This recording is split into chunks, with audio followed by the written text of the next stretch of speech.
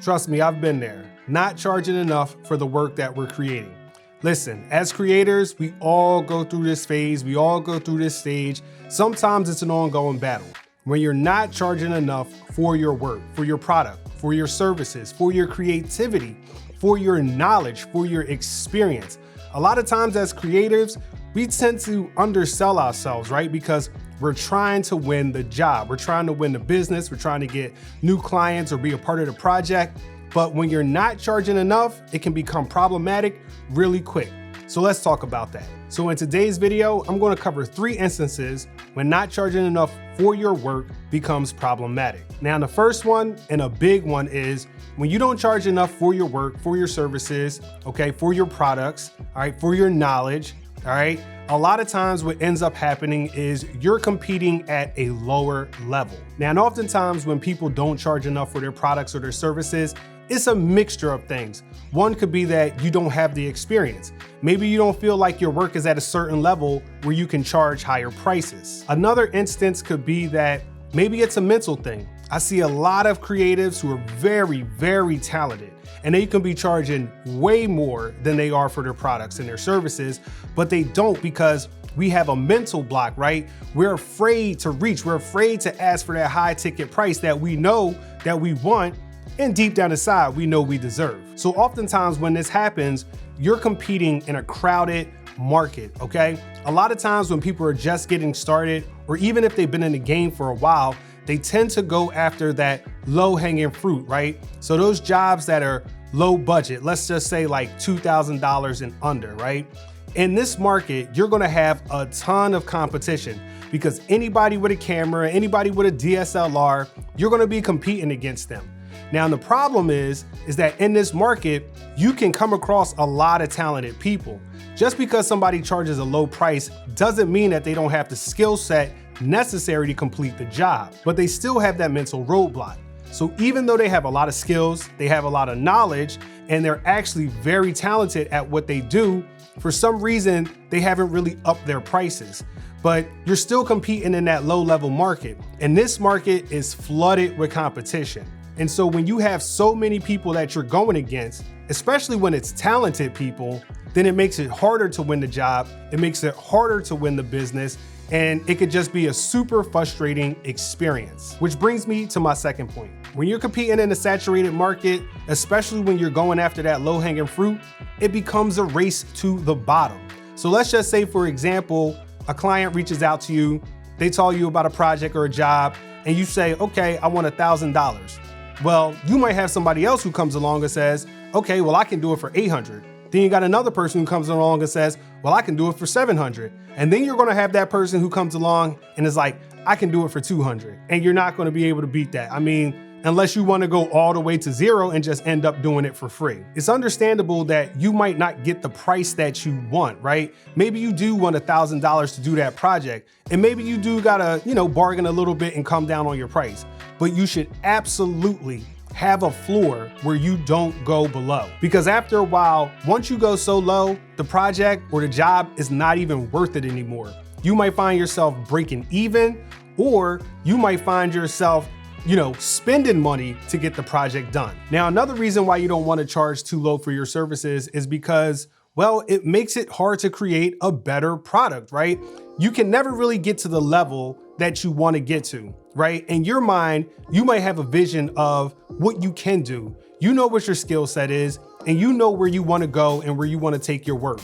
But when you're charging too low, you don't give yourself an opportunity to reach that level, right? Because now you don't have a budget to bring in others to help you enhance the project. See, if you're good with the camera, there might be somebody else who's good with sound, or who's good with lighting, or animations, or effects, or whatever the case may be. Something that's gonna enhance the product and take it over the top. But when you don't have the funds to be able to pay other people to help you, what ends up happening is the project suffers overall. Now, I'm not saying that you're not gonna do a good job, but you're not gonna reach that level that you know you can reach. And now here's a bonus tip for you. Whenever you charge low prices, remember, that particular client that you're charging those low prices to, it's gonna be hard to raise prices with that same client in the future. Let's just say you have a client that you're working with on a continual basis. Now you're charging them a low price, but at the same time, you're getting steady work in. Now what happens is, as you do more work, as you take on more projects, you get more skills, you get more knowledge, you get more experience, right? And then after a while, you're gonna look up and say, wait a minute, I should be charging way more than I'm charging for this. Because as you're working with that client, you're probably gonna be working with other clients at the same time. And you're gonna be charging them more because now you're gonna have a little bit more confidence. You know what you can do, you know what you can bring to the table. But when you have somebody that you're working with on a very low price, it's gonna be hard to raise prices with them in the future because they just get used to you charging that low price. So let's just say if you're doing something for them, and let's say you're doing videos for them and you say, okay, I'll do it for $100 a video.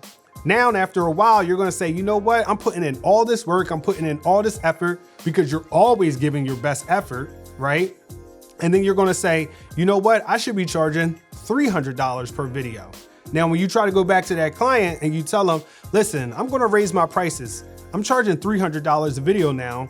They're gonna be like, whoa, hold on a second. We had an agreement, basically that's what it's gonna be. And it's gonna be very hard to raise your price. And then if you refuse to keep doing that work at a low price, they're not gonna give you the price that you want. What they're gonna do is they're gonna go out, they're gonna find somebody else who will do it for that $100 per project. And that's what I'm talking about. A race to the bottom and a saturated market.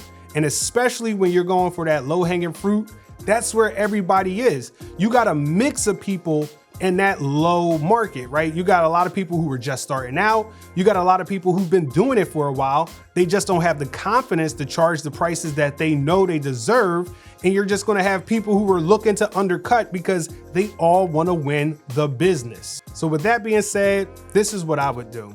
There's nothing wrong with charging a low price initially, but make sure every client that comes after, you always up your price just a little bit, just a little bit. It doesn't have to be a huge jump. It could be $5, $50, $100, just a little bit in small increments at a time.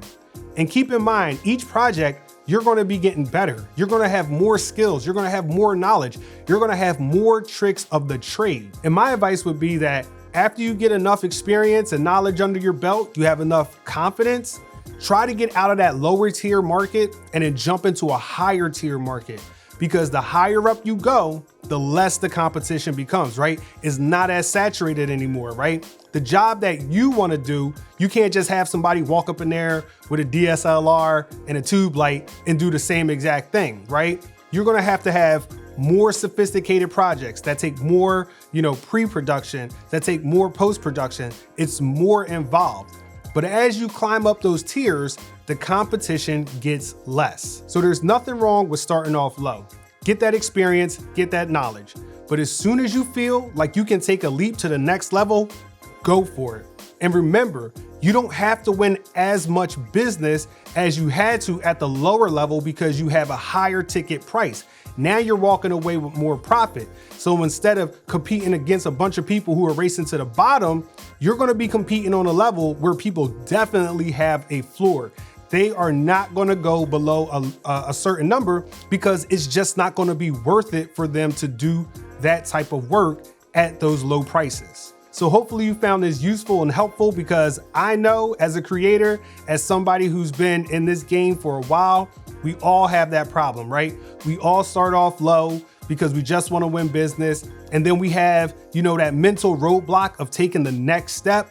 But once you take that next step and you can really display your talent and your work, boom, you are off to the races. So hopefully you found this video useful and helpful. And if so, please give it a like, drop me a comment, let me know how has it been for you working in those lower tier markets, right? And that oversaturated market where everybody with an iPhone, everybody with a DSLR has a video production company. And until the next time, keep doing what you're doing and keep on shooting.